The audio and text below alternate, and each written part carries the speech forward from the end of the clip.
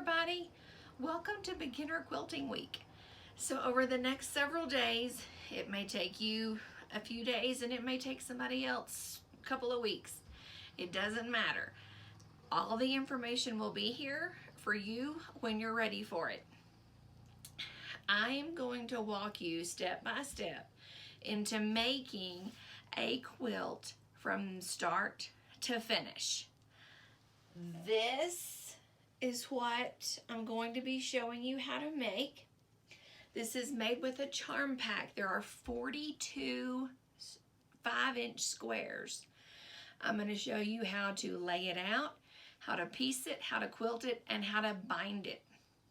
If you have a question, ask away and I will do my best to answer any questions that you have. Let's get quilting.